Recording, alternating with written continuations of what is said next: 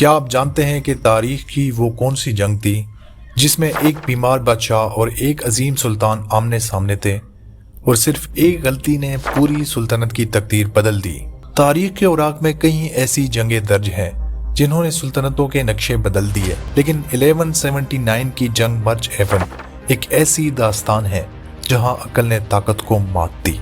ایک طرف تھا جزام کے مرض میں مبتلا یروشلم کا نوجوان بادشاہ بالڈون چہارم، اور دوسری طرف تاریخ اسلام کا وہ درخشندہ ستارہ جسے دنیا سلطان صلاح الدین ایوبی کے نام سے جانتی ہے۔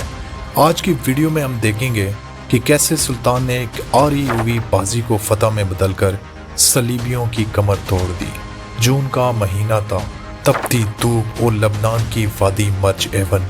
سلطان صلاح الدین نے صلیبی معیشت کو نشانہ بنانے کے لیے ان کے قیدوں کو آگ لگا دی۔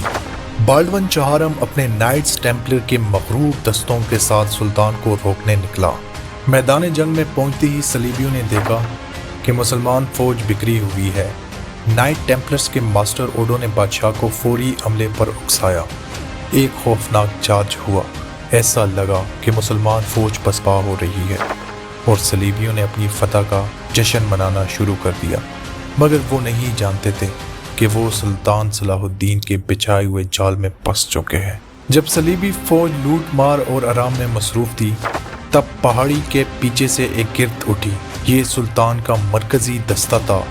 سلطان نے اپنی تلوار لہرائی اور فضا اللہ اکبر کے نعروں سے گونج اٹھی۔ تکے ہارے صلیبیوں کے پاس سنبھلنے کا وقت نہ تھا۔ مسلمان گھڑ سواروں نے انہیں چاروں طرف سے گھیر لیا۔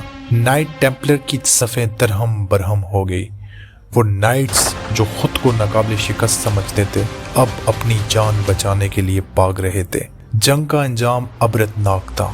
نائٹ ٹیمپلر کا ماسٹر گرفتار ہوا اور بادشاہ بالڈون، جو اپنے گھوڑے پر بیٹھنے کی سخت بھی نہ رکھتا تھا، ایک سپاہی کی پیٹھ پر سوار ہو کر بمشکل فرار ہوا۔ مرج ایون کی اس فتح نے ثابت کر دیا کہ فتح صرف تعداد سے نہیں بلکہ صبر اور حکمت عملی سے ملتی ہے۔ اسی فتح نے آگے چل کر عتین اور بیت المقدس کی واپسی کا راستہ ہموار کیا۔